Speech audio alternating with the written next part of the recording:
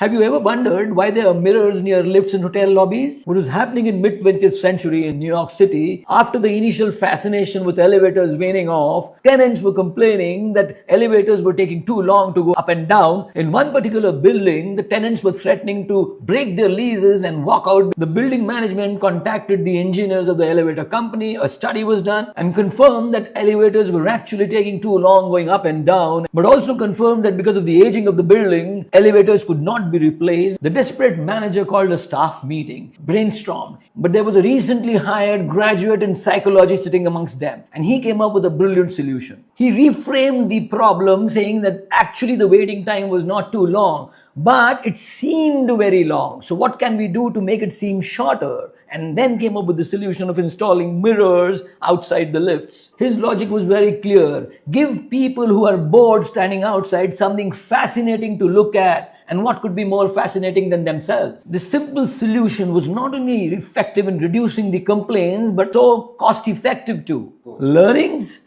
If you reframe the problem, you certainly have a different solution. Initial problem was the elevators were too slow. Reframe the problem as people are bored and you have to give them something engaging to do as a solution. Do you have a similar problem reframing solution example for me? I will make a reel out of it crediting you for it. So put it down in the comments below.